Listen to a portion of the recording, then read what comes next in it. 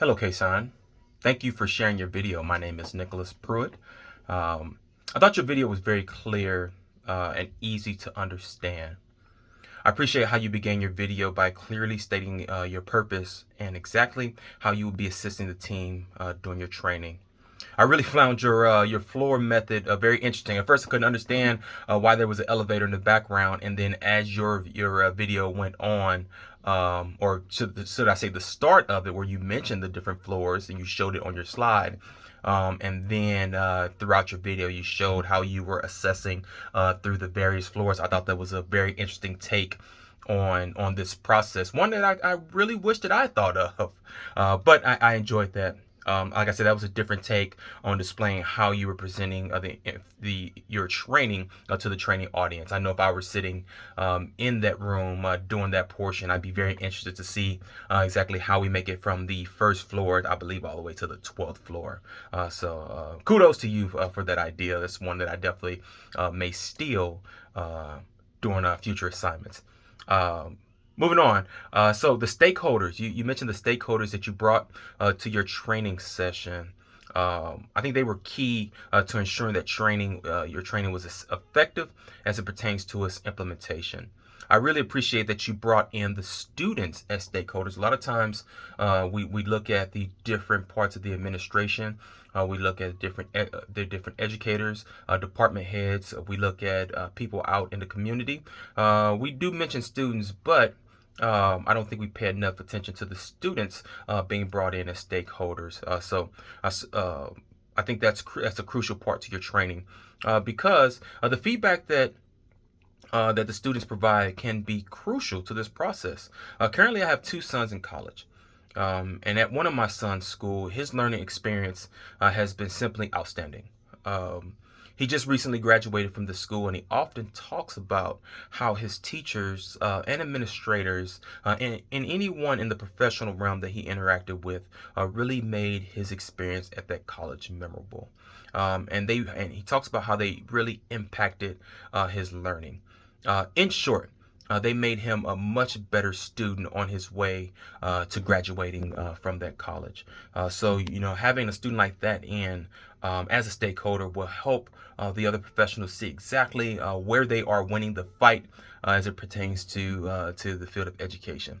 Unfortunately, the educators at my other son's college were not really impacting him the way that the educators were at my oldest son's college. I believe his feedback as a stakeholder in this scenario would also be crucial because it will help identify um, the gaps in the education process and help bring about change in that educational environment. I know a lot of times we do what's best or what we feel is best for the students. And best for the people that we are educating or we're training, but a lot of times it's hard for us from our view to see the gaps that may occur. So I know that he has great professionals down at his college that are working with him, but without his feedback, they don't know where they are missing the mark.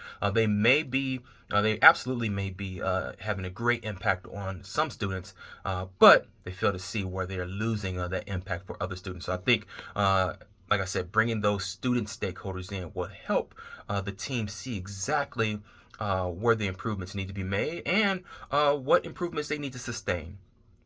I took note of your methods for achieving outcomes, which can be found in our text, Bantam Paloma 2014, which we talked about all year. Um, which were the methods for achieving outcomes. So, amongst all those outcomes, amongst all those methods for achieving outcomes, which do you think stand out amongst the ones listed? I am always drawn to technology in education. Roger 2018 states technology has a positive impact on education and at the same time may pose negative effects. Teachers and students should take advantage of this in the good light and eliminate the drawbacks which are pulling back many students as well as schools from achieving excellence. I think technology in education is definitely a double-edged sword. I am absolutely a fan of it. I have 5 children, and they all have a different take on how they're using technology. My daughter and my 2 oldest sons they're definitely using technology to their advantage, and it is having a positive impact on their education. However, my other two sons tend to let technology become a distraction instead of a tool used to enhance their education. So I know for many educators that is one of the fights they are having as far as being able to make sure that technology is enhancing the learning experience. Finally, I thought that you clearly articulated how the team could use the results for improvements and create assessment reports. As a person with minimal experience in the field of education, I found this portion very helpful because during our time through this course, I struggled to exactly identify how you can take the results and use them to make the educational experience better and to improve the process. Overall, I enjoyed your presentation. I believe this presentation can be used to help any department who is preparing for accreditation. Thank you and have a nice day.